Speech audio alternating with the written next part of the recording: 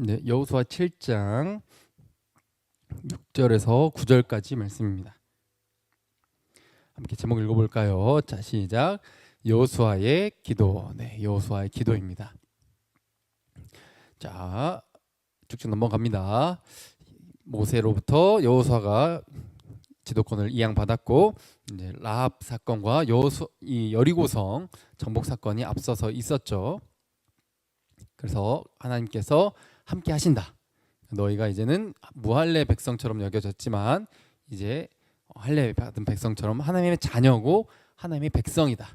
이제 새 삶을 출발하는 거고, 새로운 환경에서 이제 광야에서 텐트 치고 사는 삶이 아니라 정착해서 땅을 분배받는 상속자의 삶을, 그에 어울리는 삶을 살아야 된다라는 거죠. 그것은 거저 얻는 게 아니라 이 영적 전투, 곧 하나님을 믿고 의지하느냐라고 하는 이 싸움을 싸워내야 되는 것이죠. 그래서 이 여리고가 첫 번째, 가나안 땅에 들어가서 첫 번째 성으로서 하나님께 온전히 드려야 되는 첫 열매가 되었고요. 그리고 이것이 그냥 망하기만 한 곳이 아니라 라합의 가족이 구원받는 은혜를 경험하기도 했습니다. 이 여리고성, 엄청 큰, 꼭 강한 이것을 무너뜨려 주신 경험을 하고 나서 이제 아이성을 앞두고 있었죠.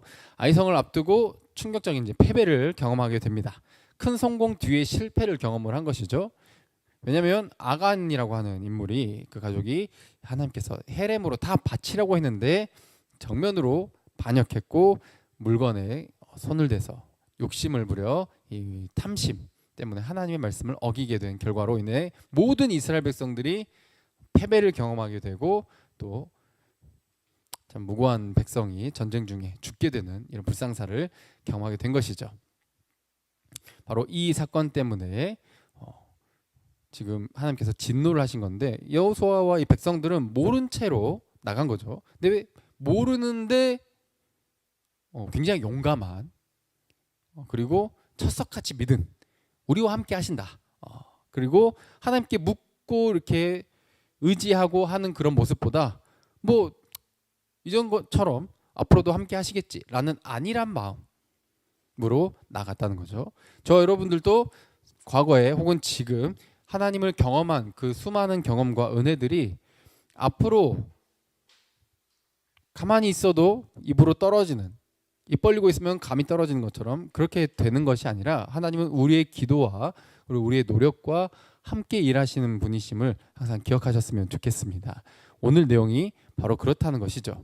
망하기 전 징조로서 교만해졌고 콧대가 높아졌고 자기들의 힘을 의지하기 시작했다는 겁니다. 교만의 결과로 올라가서 사람 앞에서 도망치고 36명 정도가 죽임을 당하게 되고, 뒤바뀐 입장으로서 여리고에 있었던 사람들이 마음이 녹아내렸었는데 이제 패배를 경험한, 아이성에게 패배한 이스라엘 백성들의 마음이 녹아내려 버렸다는 것이죠. 이때 이제 여호수아가 하나님 앞에 나아갑니다. 여러분들은 언제 하나님께 나아갑니까? 보통 어느 때 간절히 기도하냐는 말이죠. 보통 이렇게 큰 문제가 생겼을 때 더 간절해지는 게 사실이에요.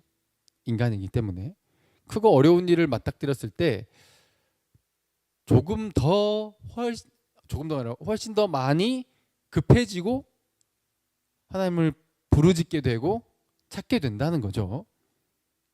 그런데 쉬워 보이는 일은 어떻습니까? 하나님을 의지하기보다 이쯤이야 하고 내 손으로 해결해 버린다는 거죠. 지금 아이성 앞에 선 이스라엘 백성들의 마음 자세였어요. 어느 것 하나도 은혜가 아닌 것이 없습니다. 할렐루야. 근데 그렇게 생각하긴 보다 이 정도쯤은 내가 할 수 있다고 생각하는 거예요. 그리고 기도하지 않아도 하나님께서 함께 하신다고 생각을 한 거죠. 물론 함께 하시는데 모르는 상태였어요. 하나님께 항상 묻고 스스로를 돌아보고 이렇게 가야 되는데, 우리 안에 범죄자가 있는지 우리가 잘못한 게 없는지 이런 어떠한 점검도 없이 안일한 마음으로 쉬운 일에는 우리 힘으로. 여호수아가 어땠습니까? 하나님께 묻지도 않고 그냥 이 정탐꾼들의 말만 듣고 사람을 보냈잖아요. 그리고 출동해가지고 패배하고 36명이 죽임을 당하게 됩니다. 이렇게 우리는 별것 아닌 일에는, 사소한 것에서는 내 힘을 의지할 때가 너무 많다는 거죠. 특별히 내 경험이, 성공의 경험이 있을 땐 더더욱 더 교만해져요. 아이성이 바로 그렇게 쉽게 정복할 수 있을 거라고 쉬워 보이는 일이었고, 그럴수록 우리 인간은 하나님을 의지하기보다 내 힘을 의지해요. 우리가 돈과 능력과 학벌과 여러 인맥이 있으면 어떻습니까? 하나님을 의지하기보다 뭘 더 의지해요? 내 인맥을 의지해야지. 내가 갖고 있는 돈을 의지해야지. 그런데 오히려 돈도 없고 백도 없고 뭐 학벌도 안 좋고 뭐 없으면 누구밖에 의지할 게 없어요? 하나님밖에 의지할 게 없어요. 그래서 예수님께서 뭐라 말씀하시죠? 가난한 자가 복이 있다. 아멘. 근데 사람들은 가난해지기를 싫어하죠. 심령이 가난한 자. 그래서 우리가 이 땅에서 돈이 있든 없든 내 상태가 어떻든 상관없이 모든 자에게 적용될 수 있는 것이 심령이 가난한 자. 하나님 아니면 나는 안 됩니다. 하나님만이 나를 세워주시는, 이끌어주시는, 승리하게 하시는 유일한 분이십니다 라는 고백을 하는 그 마음의 자세가, 그 삶의 태도가 심령이 가난한 자라는 거죠. 근데 여호수아와 백성들은 별것 아닌 일에는 어때요? 자기 자신들을 의지했어요. 하나님께서는 이것을 통해 현재를 살아가고 있는, 성경을 읽는 우리 모두를 교훈하는 기회로 삼으신 것이죠. 그래서 여호수아는 어때요? 지도자가 된 이후에 처음으로 실패를 경험해요. 강하고 담대하라, 내가 너와 함께 하겠다 막 격려받고, 막 라합이 와가지고 라합을 경험하면서 여리고성이 넘어오는 것도 경험하고 여리고성이 무너지는 것도 경험하고 하나님 말씀대로 했더니 막 승승장구했잖아요. 근데 처음 실패를 맞닥뜨린 거예요. 참 이 첫 패배, 첫 실패, 이게 진짜 뼈 아프고 정말 서글프고 가슴 아프거든요. 지도자로서 특히 지금 승승장구를 달리고 있던 상황 속에서는 더욱더 아프게 느껴질 만한 상황인 거죠. 이때 여호수아는 어떻습니까? 옷을 찢으며 하선을 합니다. 자, 오늘 본문입니다. 읽어볼게요. 자, 시작. 여호수아가 옷을 찢고 이스라엘 장로들과 함께 여호와의 궤 앞에서 땅에 엎드려 머리에 티끌을 뒤집어 쓰고 저물도록 있다가. 아멘. 옷을 찢어. 이건 슬프다는 표현이에요. 원통하다는 뜻이고. 그래서 옷을 찢으며 슬픔을 강력하게 표현하고 이스라엘 장로들, 지도자들과 함께 하나님의 궤 앞에, 즉 하나님 앞에 엎드렸다는 거죠. 큰 문제만이 아니라 이제 작은 일 앞에서도 교만했던 것을 통해 실패를 경험하고 나서 내 힘으로 안 될 때 하나님을 부르짖는 장면인 거죠. 그래도 이렇게 부르짖는 이 모습 자체가 참 멋진 겁니다. 힘들 때 힘들수록 마음대로 하는 사람이 있어요. 힘들수록 또 자기 자신을 더 의지하고 하나님을 배제하고 생각하는 경우들도 참 많은데, 그래도 이런 어떤 실패를 경험했을 때 하나님 앞에 엎드릴 수 있는 것은 은혜입니다. 그리고 티끌 혹은 이 재를 뒤집어 쓴다 이렇게 하는데, 이것을 뒤집어 써서 슬픔을 강력하게 표현하는, 당시에 이제 그런 문화입니다. 흙먼지나 재를 뒤집어 쓰고 옷을 찢는 이 행위가 슬퍼하는 것을 강력하게 표현하는 모습이죠. 그리고 하나님 앞에 엎드려 있는 게 얼마나 동안이나 엎드려 있어요? 날이 저물도록. 와, 쉽지 않은 겁니다. 날이 저물도록. 근데 36명이나 전체 숫자에 비하면은 뭐 적은 숫자네. 전쟁할 때 36명밖에 안 죽었으면 적게 죽었네. 이렇게 정말 냉정하게 말할 수도 있겠지만 아니죠.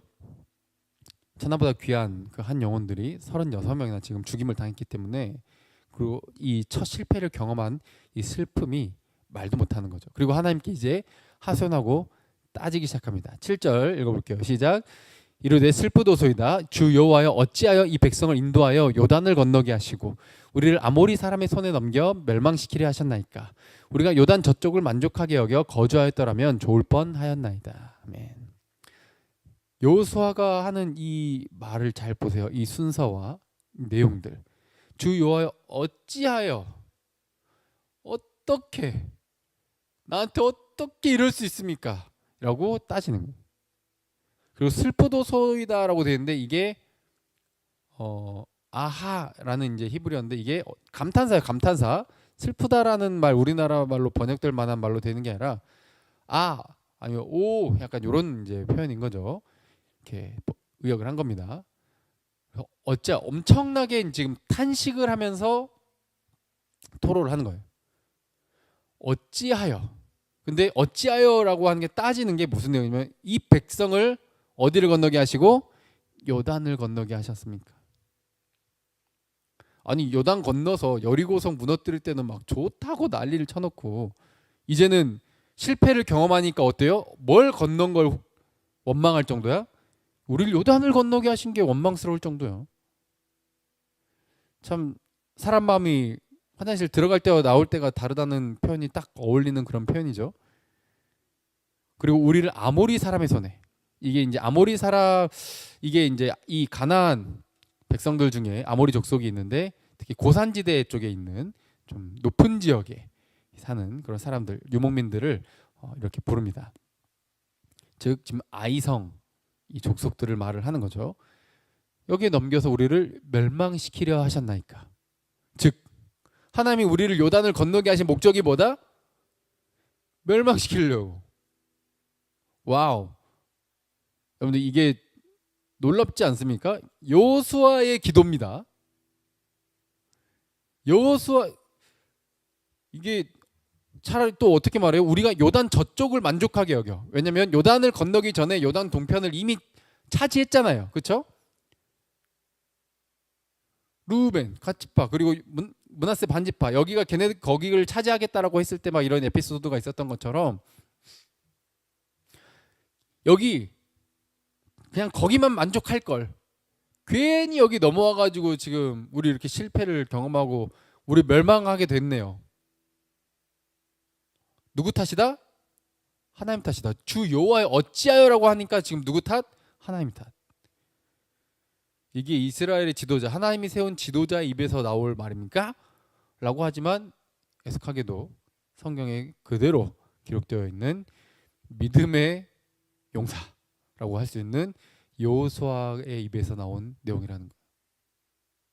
차라리 요단강 안 건너고 그쪽에만 있을 걸. 저쪽만 만족하게 여기서 거기서 머물러 살 걸. 우리 그냥 다 같이. 이런 믿음 없는 소리를 하는. 그러니까 이 정도 되는 인물이 이 정도까지, 특히 이 여호수아는 어떤 인물이에요? 가데스 바네아에서 어떤 일이 있었죠? 갈렙이랑 같이 나머지가 다 반대할 때, 나머지가 다 부정적인 소리를 할 때 이 땅 누가 주신다? 하나님이 주신다. 저들 우리의 밥이다 라고 믿음의 고백을 했던 그 인물 아니에요. 근데 그 인물이 지도자가 돼서 첫 실패를 경험하니까 뭐라 말해요? 하나님 우리 멸망시키려고 여기 데려왔다. 근데 이 말 내용이 정확히 가데스 바네아에서 이스라엘 백성들이 모세와 아론을 원망하면서 했단 말이에요. 자, 민수기 14장 한번 읽어볼까요? 자, 시작. 이스라엘 자손이 다 모세와 아론을 원망하며 온 회중이 그들에게 이르되 우리가 애굽 땅에서 죽었거나 이 광야에서 죽었으면 좋았을 것을 어찌하여 여호와가 우리를 그 땅으로 인도하여 칼에 쓰러지게 하려 하는가? 우리 처자가 사로잡히리니 애굽으로 돌아가는 것이 낫지 아니하랴. 이에 서로 말하되 우리가 한 지휘관을 세우고 애굽으로 돌아가자 하며. 실제로 이제 새로운 지도자를 세워서 어디로 돌아가자? 이집트로 돌아가자. 우리 이집트 옛날이 좋았다. 꼭 옛날이 좋았다라고 말하는 사람들 치고 이게 지금 현재 나은소를 어떤 문제 해결을 주는 사람이 없어. 옛날로 돌아가재. 여호수아도 얼마나 마음이 아프면은 뭐라 그래? 옛날에 좋았대. 그것도 심지어 얼마 전 요단강 건너기 전이 좋았대. 이때 여호수아는 믿음의 소리를 했었는데 지도자가 된 이후에 참 여러분들 이게 지도자와 리더의 위치에 있는 게 쉽지 않은 겁니다. 여러 사람을 아우르며 책임을 져야 되는 그런 위치에 있을 때 이 마음의 깊이가 좀 남다른 것이 사실이죠. 그래서 이 여호수아조차도 하나님께 어떤 기도를 해요? 너무 원망하는, 본인이 답답해서 죽을 것 같았던 그 가데스 바네아에서 경험했던 저 반대 입장에서 부정적인 소리를 하는 저들이 했던 그 고백을 본인이 하고 있어.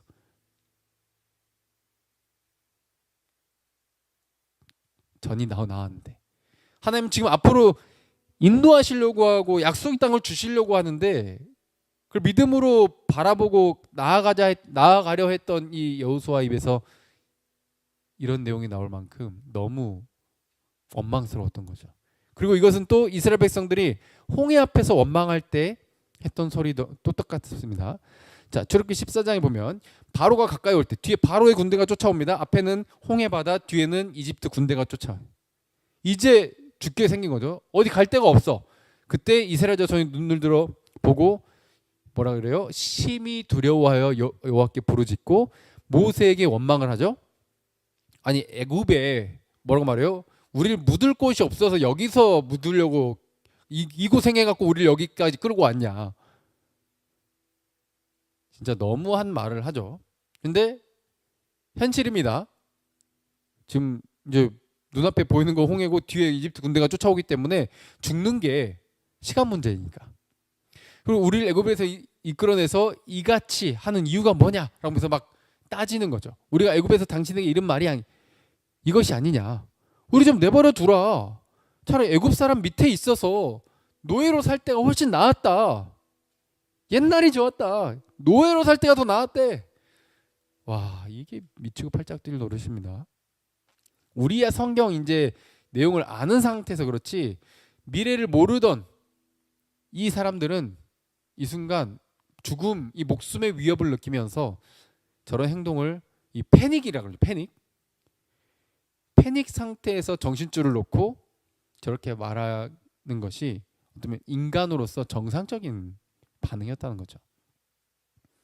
그냥 단순히 믿음 없네, 진짜 철딱선이 없네, 생각이 없네, 막 이렇게 말할 것이 아니라 우리도 저런 상황이 되면 패닉이 오고 원망과 불평이 나오게 된다는 것이죠. 심지어 오늘 본문에 누구도 그랬다? 여호수아조차도 너무 슬프고 너무 이 겪은 실패가 너무 뼈 아파서 그냥 뼈가 저릿저릿해서. 여러분들은 어떤 실패를 경험하셨습니까? 그때 하나님께 어떻게 이야기하십니까? 또 나로 인해 그냥 나만 잘못되면 상관없을 수도 있는데 백성이 죽었잖아. 여러 사람이 피해를 입었잖아. 여호수아조차도 이런 원망과 불평을 했다는 것이죠. 근데 이게 한편으로는 정말 솔직한 표현임을 우리는 기억해야 됩니다. 여호수아가 이렇게까지 이야기했던 것은 지도자로서 하나님이 인도하시는 그 인도를 잘 따라가고자 했는데도 잘 안 되는 이 실패 속에 너무 슬프지만 그래도 하나님께 나아왔고 그냥 다른 사람들에게 원망과 불평을 쏟아내고 탓만 하고 끝나는 것이 아니라 하나님께 묻는 거예요. 그리고 솔직한 감정을 있는 그대로 토로하는 거죠. 그리고 시편에 보면은 이런 내용들이 참 많습니다. 자기의 마음을 그대로 토로하는 거죠. 물론 좀 다르기도 합니다. 왜냐하면 지금 이스라엘 백성들은 좀 교만했고 영적인 태만이라고 하죠. 영적으로 이렇게 나태해져 가지고 이런 결과를 불러일으키기 때문에 좀 시편 기자가 썼던 그런 내용들이랑은 좀 다르다고도 볼 수도 있습니다. 하지만 완전히 다르진 않죠. 하나님께 기도할 때 또 우리가 어떻게 기도해야 돼요? 우리의 솔직한 마음을 토로하는 것이 중요하다는 거죠. 왜냐하면 이 여호수아의 이 탄식을 들으시고 하나님이 혼내시기보다 너 믿음 없는 소리 할래? 라고 하기보다 응답해 주시기 때문이에요. 이렇게까지 솔직해도 되나 싶을 정도의 그런 기도인데도 불구하고 하나님은 들으시고 응답하셔요. 할렐루야. 여러분들도 하나님께 괜찮은 척, 뭔가 스스로 잘하고 있는 척, 지난 시간에도 마찬가지였죠. 나는 잘하고 있어 라고 너무 극단적으로 착각해도 안 되고, 나는 글렀어 라고 하면서 너무 자신을 극단적으로 부정적으로 봐서도 안 된다는 거죠. 나는 할 수 없지만 누구 안에서 할 수 있다? 하나님 안에서 할 수 있다 라고 생각을 해야 된다는 것이었죠. 그러면 오늘도 하나님께 이렇게 솔직하게 기도하는 이유가 뭐예요? 나의 연약함을 그대로 보여주면서 하나님을 의지하는 거예요. 숨기는 건 의지하는 게 아니에요. 내가 이 사람에게 숨기는 건 이 사람을 신뢰하지 못하고 이 사람에게 내가 기대지 않는다는 거지.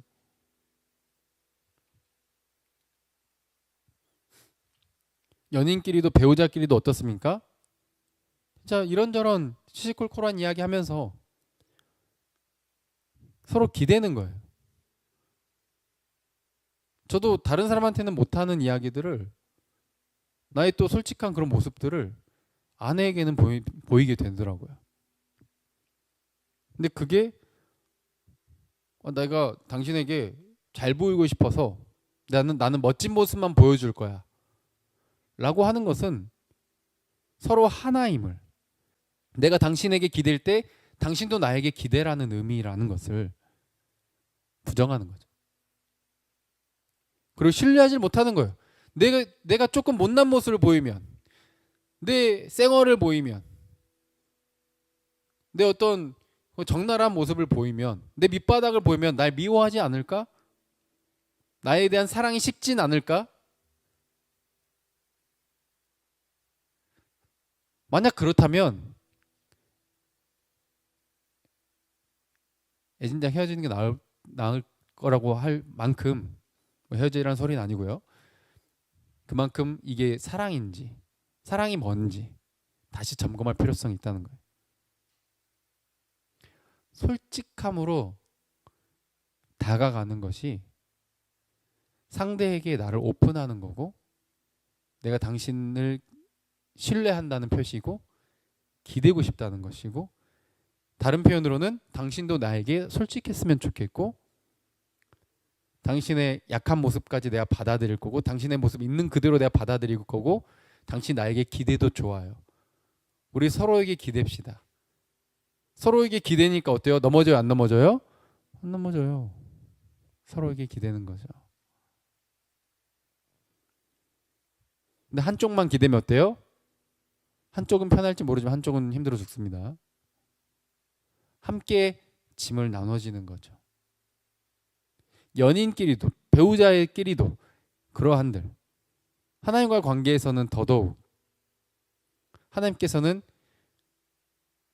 우리가 하나님을 더 의지하고 기대기를 원하신다는 거예요. 솔직하지 않았을 때, 여러분들 사랑하는 사람이라고 해가지고 만나고 있는데, 교제를 하고 있는데 속마음을 이야기를 안 해. 힘들다고 안 해. 그냥 혼자 다 삭혀. 아이 뭐 말한다고 뭐가 달라져. 이렇게 말해. 서운해 안 서운해? 서운해. 별거 아니어도 이야기해 줬으면 좋겠고, 들어줄 사람이 있다는 것 그 자체만으로 진짜 큰 공감해 주는 것만으로도 큰 위로와 힘이 되거든요. 근데 나에게 위로를 바라지 않는 것 같은 그 모습이 엄청 서운하게 느껴지거든요. 솔직하게 오픈하는 게 뭐다? 기대는 거예요. 하나님은 우리가 하나님을 의지하고 기대기를 기대하세요. 우리가 약한 걸 아세요. 이미 알아요. 그러니까 나 이만큼 잘하고 있으니까 그래도 하나님 나 예뻐해 줘야 돼요 라는 생각을 접으세요. 그냥 우리는 뭘 얼마나 대단한 일을 했고, 얼마나 순종을 했고, 말씀대로 살려고 몸부림을 쳤든지 간에 하나님 앞에서는 연약한 어린아이에 불과해요. 그 무엇도 자랑할 수 없고 내세울 수 없어요. 하나님의 능력과 도움 없이는 아무것도 안 돼요. 그냥 우리는 매 순간 드는 내 안에 그런 추악한 생각들, 여러분들 평소에 갖고 있는 생각들 주변 사람들한테 항상 다 그 생각난 대로 다 이야기합니까? 다 오픈합니까? 아니잖아요. 얼마나 더럽고 추악한 생각을 많이 하는지 오픈 안 하잖아요. 근데 하나님은 항상 그걸 보고 계셔요. 여러분들이 무슨 생각이고 무슨 감정이고 무슨 마음이고 어떤 정욕에 사로잡혀 있는지 다 보고 계신다고요. 사랑하는 사람들끼리도 어떤 힘든 일 있을 때 또 시시콜콜한 것들을 솔직하게 오픈하고 이야기하면서 서로 더 깊어지는 것처럼 알아가는 것만큼 깊어지잖아요. 사랑한다고 해놓고 뭘 좋아하는지, 생일은 언젠지, 취미는 뭔지 이런 것도 몰라. 이게 뭘 사랑하는 거야? 알지도 못하는데. 깊어진다는 건 뭐예요? 그만큼 서로 사소한 부분까지도 서로를 어떻게 한다? 안다는 거잖아요. 하나님과 깊어진다는 것도 어때요? 하나님 앞에 기도하러 나가는 것도 내 솔직함. 난 괜찮은 사람인 척, 나는 믿음이 좋은 사람인 것처럼 착각하는 것이 아니라 솔직하게 오픈하는 거예요. 하나님은 그런 나를 있는 그대로 받아주십니다. 할렐루야. 다 아셔요. 여호수아가 바로 그런 기도를 드리고 있었던 것이고, 또 이후에 이런 표현까지 또 계속하죠. 자, 8절 시작. 주여 이스라엘이 그의 원수들 앞에서 돌아섰으니 내가 무슨 말을 하오리이까. 아멘. 자, 그의 원수들 앞에서 돌아섰다. 이게 등을 보였다 이 말이죠. 등을 보이고 도망쳤다. 그러니까 내가 할 말이 없다 이 말이에요. 자신들의 영적 그런 교만, 나태함, 이것이 원인인데 아직 다 알지도 못하는 상황 속에서 이제 이 이후에 하나님의 대답 속에서 아간의 범죄라고 하는 부분을 이제 찾아내게끔 하나님께서 알려주시지만, 이전에는 어때요? 마치 하나님이 너무 이걸 계획했던 것 같고, 그래서 우리를 괴롭히는 것 같고 죽이려고 멸망시키려고 하는 것처럼 느껴지고, 내가 원수에게 등을 돌리고 도망치는 것은 하나님 탓인 것처럼 느껴지니까 그저 그냥 할 말이 생각이 안 날 만큼 너무 원망스러운 거죠. 그리고 특별히 이게 두렵대요. 자신의 솔직함을 토로하는데 너무 지금 혼란스럽고, 도대체 이게 뭔가, 우리는 왜 실패한 것일까, 왜 졌을까, 도무지 모르겠다. 이 혼란스러움, 이루 말할 수 없는 이 혼란스러움, 패닉 상황, 그리고 두려움, 솔직한 그 상태를 있는 그대로 표현합니다. 9절 시작. 가나안 사람과 이 땅의 모든 사람들이 듣고 우리를 둘러싸고 우리 이름을 세상에 끊으리니 주의 크신 이름을 위하여 어떻게 하시려 하나이까 하니. 아멘. 가나안 사람과 이 땅의 모든 사람들이 듣고, 여리고성을 무너뜨리고 있을 때는 막 이 주변 사람들이 막 두려워가지고 역시 저 신은 진짠가 보다. 당시 고대의 전쟁은 신들의 전쟁이었다고 여러 번 말씀드렸죠. 저 신이 진짜 힘이 센가 보다. 우린 죽었다라고 생각을 했는데 저 견고한 여리고성은 무너뜨렸는데 어디한테는 패배했어? 아이성한테는 패배했어. 그러니까 뭐야? 우리가 너무 과대평가했네. 별거 없었네 사실. 야, 왜 우리도 할만만 하겠다. 야, 쟤들 더 나대기 전에 지금 빨리 우리 같이 연합해서 가서 치자. 이렇게 할 수 있다 이 말이죠. 그러니까 이런 상황이 이제 머릿속에 그려지니까 여호수아가 어때요? 두려워요. 지금 저들이 우리를 둘러싸가지고 어떻게 한다? 우리 이름을 세상에서 끊는다. 자, 여기서 보세요. 우리 이름. 우리 이름이 뭐예요? 이스라엘. 성경에서 나오는 이름은 그냥 뭐 언제든지 개명할 수 있는 그런 이름을 말하는 게 아니라 그 존재 자체를 말해요. 그러니까 우리 이름을 세상에 끊는다는 말은 뭐예요? 우리 존재를 지워버린다는 의미예요. 저 가나안 백성들이 용기를 얻어가지고 하나님을 멸시하고 하나님을 쉽게 보고 우리를 둘러싸가지고 우리 존재를 끊어버릴 겁니다. 근데 우리 존재를 끊는 거는 뭐라는 거예요? 주의 이름을 더럽히는 거예요. 이 부분을 잘 보셔야 돼요. 이스라엘의 이름이 뭐와 연관이 되어 있다? 여호와의 이름과 연관이 되어 있는 거예요. 우리가 끊어지는 것은 누구의 명예가 불명예스러워지는 거예요? 주의 크신 이름이 불명예스러워지는 거예요. 바로 그걸 기도하고 있는 거죠. 이게 여호수아의 기도에서 다른 가데스 바네아와 그리고 홍해 앞에서의 그 불평으로만 끝났던 그 내용과 다른 부분인 거죠.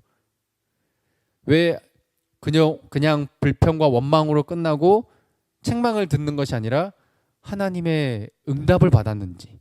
왜? 여호수아의 기도는 이 기도가 연약하고 원망이 있음에도 불구하고 연약한 모습을 있는 그대로 보였음에도 불구하고 왜 위대한 기도인가? 라고 했을 때 주의 이름을 위한 기도를 했기 때문이에요. 하나님의 이름의 영광을 위한 기도를 했기 때문이에요. 하나님의 백성들의 이름은 여호와의 이름과 바로 직결되어 있어요. 왜 응답을 받았을까? 자, 여호와의 이름, 이거 YHWH. 자, 왼쪽에 있는 이 히브리어는 오른쪽에서 왼쪽으로 있습니다. 요드해, 바브해 이렇게 있는데 이게 알파벳으로 하면 현재 알파벳으로 YHWH. 그래서 이것을 여호와라고 읽어야 된다. 제호바 혹은 여호와 이렇게 읽어야 된다라고 하는데 이것을 정확하게 어떻게 발음해야 되는지를 잃어버렸어요. 왜냐하면 여호와 이름을 망령되게 부르는 자는 결코 죄 없다 하지 아니하리라고 하나님께서 말씀하셨는데 그래서 이 이름을 그대로 발음하지 않았어. 저렇게 써놓고 뭐라고 불렀어요? 아도나이, 주인님 이런 뜻이죠. 아도나이, 아도나이로 불렀어요. 혹은 하쉔, 하쉔이 뭐냐면 하가 영어로 하면 the, 그라는 뜻이고 쉔, 이름, 그러니까 그 이름이란 뜻이죠. 아도나이, 주인님 혹은 하쉔, 그 이름으로 부른 거예요. 그래서 원래의 발음을 까먹었어. 근데 나중에 이제 마소라 학파라고 하는 이제 여기서 얘네들이 여기에 모음을 갖다 붙입니다. 몸을 그 아도나이 이것을 갖다 붙여가지고 뭐라고 읽었어요? 제호와, 여호와 뭐 이런 식으로 이제 발음을 한 거죠. 그러니까 이게 정확한 발음이 아닙니다. 몰라요. 근데 또 다른 학자들이 이렇게 말을 해요. 아니다. 이게 아마 존재하게 한다. 영어로 하면 비동사죠. 비동사. 있게 한다. 이게 히브리어로 하야동사라고 하는데 비동사. 그러니까 있게 하는, 존재하게 하는. 이다. 나는 이다. 나는 너희를 존재하게 하고 나를 존재하게 한다. 라는 이 모든 것을 포함한 이름. 나는 이다. 나는 존재하게 하는 이다. 나는 스스로 존재하는 자다. 나는 너희를 존재하게 한 자다. 이런 의미가 모두 포함된 내용이죠. 그래서 이것을 하야동사 그것을 따서 뭐라고 해요? 봐라 이거 아도나이 모음을 붙이는 게 아니라 뭘 붙여야 된다? 하야 이것을 해서 야훼라고 해야 된다. 뭐 이렇게 이제 발음하는 건가? 이거든 저거든 정확하다고 보기가 어렵고요. 그래서 그냥 마음대로 부르고 그 의미의 전달만 가지고 우리가 열심히 찬양하면 되겠습니다. 근데 어쨌든 이 이름에는 하나님께서 구원자이시고 만군의 여호와로서 우리를 보호하시고 지키시고 인도하시고 승리케 하시는 그 이름이 담겨져 있다는 거죠. 그리고 이것은 이스라엘 백성들의 이름과 직결되어 있어요. 다윗이 나갈 때 어떻게 했습니까? 골리앗과 싸우러 나갈 때 너는 칼과 창과 단창으로 내게 나아오거니와. 즉 너는 네 실력으로 네가 평생에 갈고 닦은 그 기술력으로 나에게 다가오지만 나는 이 물맷돌로 솔직히 네 방패 뚫고 너를 죽이기가 어렵다. 그런데 난 누구의 이름으로 간다? 만군의 여호와 이름. 즉 네가 모욕하는 이스라엘 군대의 하나님의 이름. 그러니까 이게 대표성을 띠는 겁니다. 다윗은 혼자 나간 게 아니라 이스라엘을 뒤에 두고 그 대표로 나갔고 그 전체를 아우르고 있는 분은 누구세요? 여호와 하나님. 할렐루야. 그러니까 하나님의 이름과 이스라엘의 대표인 자가 함께 직결되어 있는 거예요. 하나님의 백성이 어떻게 행동하고 하느냐가 여호와의 이름과 그 존재와 직결되게 되어 있는 거죠. 그러니 만약 가나안 백성들에게 이스라엘 백성들이 패배하고 그대로 멸망을 당하고 존재 자체가 지워지게 되면 이스라엘의 이름이 끊어지게 되면은 누구의 이름이 불명예를 얻는다? 여호와의 이름이 불명예를 얻는다는 거죠. 그래서 어찌하려고 이러십니까라고 여호수아가 기도하는 게 뭐예요? 여호와의 이름을 위해서 일하시옵소서. 이런 의미인 거죠. 바로 이게 자녀의 특권이에요. 자, 요한복음 1장 12절 읽어볼까요? 자, 시작. 영접한 자 곧 그 이름을 믿는 자들에게는 하나님의 자녀가 되는 권세를 주셨으니. 아멘. 하나님의 자녀이기 때문에 바로 이런 특권을 얻는 거죠. 내 이름과 하나님의 이름이 연결되어 있어요. 근데 그것이 나 개인만이 아니라 우리 공동체와 함께 가는 대표성으로서 내가 속한 이곳이 하나님이 세운 공동체인 줄 믿습니다. 할렐루야. 교회가 내가 서 있는 이곳이 내가 소속된 이 공동체와 이 가정이 하나님이 보내신 곳인 줄로 믿습니다. 아멘. 이곳에서 나는 누구의 이름으로 나간다? 여호와의 이름으로 나가는 거예요. 이게 다른 게 아니에요. 그래서 저희가 뭘 강조하죠? 삶의 예배를 강조하죠. 그게 이것과 연관되어 있는 거예요. 나 개인으로 가서 사는 것이 아니라 삶의 예배자로서 나가서 사는 것은 내 말과 행동과 선택이 누구의 이름과 연관이 되어 있다? 여호와의 이름과 연관이 되어 있는 거예요. 내 삶의 예배가, 내 삶의 기도가 바로 하나님의 이름의 영광을 항상 명예스럽게 드높이는 데 쓰임 받아야 된다는 거죠. 그래서 내가 이렇게까지 솔직해도 되나? 이렇게까지 연약하고 부족해도 되나 싶지만서도 그 기도가 응답 받을 수 있는 그 이유가 뭐라고요? 하나님의 자녀이기 때문에 첫 번째. 그리고 그 자녀가 솔직하게 나아가면서 하나님의 이름의 영광을 위해서 살아갈 수 있는 자녀로서 특권을 갖고 있기 때문에 우리의 삶이 하나님의 이름과 연관이 되는 은혜를 누리게 된다는 것이죠. 다니엘도 이렇게 기도를 했습니다. 제가 읽어드립니다. 좀 길거든요. 주여 구하옵나니 주는 주의 공의를 따라 주의 분노를 주의 성 예루살렘 주의 거룩한 산에서 떠나게 없어서. 즉 이스라엘 백성들이 죄를 지었어. 그래서 하나님께서 진노를 보이시는데 다니엘이 뭐라 기도해요? 진노를 내리지 말래. 그래서 우리와 우리 조상들의 죄악으로 말미암아 이렇게 이방 땅에 끌려오고 이방 백성들한테 수치를 당해. 그러니까 17절에 뭐예요? 아니, 죄를 지었으니까 벌을 받아야 마땅하잖아요. 근데 죄를 지었는데 벌을 받는 게 아니라 뭐예요? 17절에 그러하온즉 지금 이 주의 종의 기도를 들으시고 주의 얼굴빛을 다시 비춰주세요. 뭔 소리야 이게? 죄를 지었으면 벌을 받아야지. 왜 내 기도를 들으시고 얼굴빛을 은혜를 비춰달래? 왜요? 18절에 나의 하나님이여 귀를 기울여 들으시며 눈을 떠서 우리의 황폐한 이 상황과 주의 이름으로 일컫는 성을 보옵소서. 우리가 주 앞에 간구하는 것은 내가 잘해서가 아니라 우리의 공의를 의지하는 것이 아니요 주의 큰 긍휼을 의지하여 함이니이다. 할렐루야. 하나님의 자비 때문에 이것을 구한다는 거예요. 내가 잘해서가 아니라 우린 죄만 지었어. 잘못했지만 이 벌 받는 것을 걷어달라는 거예요. 19절부터 읽어볼까요? 자 시작. 주여 들으소서 주여 용서하소서 주여 귀를 기울이시고 행하소서 지체하지 마옵소서 나의 하나님이여 주 자신을 위하여 하시옵소서 이는 주의 성과 주의 백성이 주의 이름으로 일컫는 바 됨이니이다. 아멘. 이 내용입니다. 오늘의 핵심이죠. 내가 잘못했지만 용서해 주시고 진노를 걷어달래. 왜? 용서해달래. 왜? 하나님이여 주 자신을 위하시옵소서. 나를 건지는 게 누구의 명예를 위한 거니까? 우리를 건지는 게 하나님의 이름의 명예를 위한 거니까. 이게 누구의 특권이다? 하나님의 자녀의 특권. 지금은 예수 그리스도를 믿고 우리는 은혜로 하나님의 자녀가 된 줄 믿습니다. 예수 그리스도를 믿고 영접하는 자들이 바로 이러한 특권을 얻은 거죠.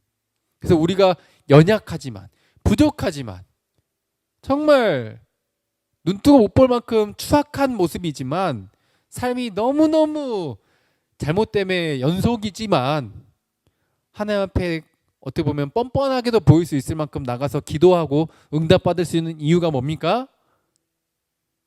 하나님의 자녀의 특권을 얻었기 때문에 내 삶과 내 이름이 이제는 누구와 직결되어 있기 때문에 하나님의 이름과 직결되어 있기 때문에 이게 바로 하나님의 자녀가 된 특권이에요.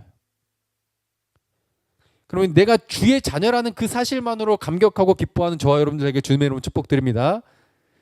이러면 어때요? 내 마음대로 살 수 없어요. 하나님의 상속자가 되면은 내가 하나님으로부터 받기만 하고 용서만 받고 내가 복만 받아 누리는 것이 아니죠. 탕자처럼 방탕했고 망했지만 나를 그대로 받아주신 이 사랑, 그리고 다시 내 손에 가락지를 끼워주면서 전에 탕진해버린 재산은 싹 없었던 것처럼 잊어주고, 아니 잘못했고 내가 아버지의 재산을 날려버린 게 팩트인데 마치 없었던 일처럼 쳐주고 새롭게 다시 나에게 재산을 나눠주겠대. 가락지를 끼워줘, 상속자로 만들어줘. 이게 탕자 이야기잖아요. 이게 예수 그리스도 통해 우리를 받아주시려는 하나님 아버지의 마음이에요. 아버지, 우리 아빠 또 용서하시고자 하는 그 마음, 기다리시는 마음, 그리고 잘못하고 돌아왔는데 어때요? 돌아왔다는 그 사실만으로도 즐거워하고 기뻐하는 것이 마땅하니라. 할렐루야. 이게 우리가 하나님 앞에 솔직하게 토로하고 기도하며 나아갈 수 있는 이유이자 특권이에요. 주기도문에 예수님께서 우리에게 가르쳐 주시죠. 기도할 때 네 욕심, 그냥 너 불평과 원망으로 끝나는 것이 아니라 무엇을 기도해라? 자, 읽어볼까요? 뭐를 받으시오며, 자 시작. 이름이 거룩히 여김을 받으시오며. 아멘. 나라에 임하옵시며. 전부 주기도문의 내용이 뭐예요? 하나님 나라와 뜻인데 그 궁극적인 목적이 어디로 갑니까? 아버지의 이름의 영광이에요.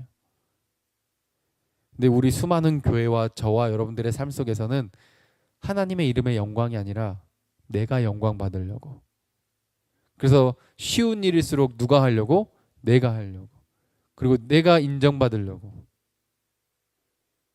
하는 그런 너무 연약한 모습이 많다는 것이죠. 이제 이것을 내려놓고 작은 일부터 큰 일에 이르기까지 항상 기도하는 삶을 통해 하나님을 의지하는, 하나님께 기대는, 하나님께 솔직한 저 여러분들 되기를 주님으로 축복드립니다. 하나님께서 외면하지 않으세요. 응답하실 겁니다. 우린 불평과 원망으로 끝나지 맙시다. 이 기도의 끝에 누구의 이름을 구해야 된다? 아버지의 이름의 영광을 구해야 된다. 단순히 내 욕심을 이루기 위한 기도가 아니라요. 그래서 인생의 목적은 행복이 아니라 아버지 이름의 영광. 내가 거룩하니 너희도 거룩할지어다. 그래서 내 삶과 내 이름과 내 존재와 내 말과 내 태도와 내 생각과 직접적으로 결부되어 있어요. 이게 자녀의 특권이에요. 그래서 하나님 아버지가 거룩하니까 나도 거룩하기 위해서 몸부림쳐야 되는 거예요.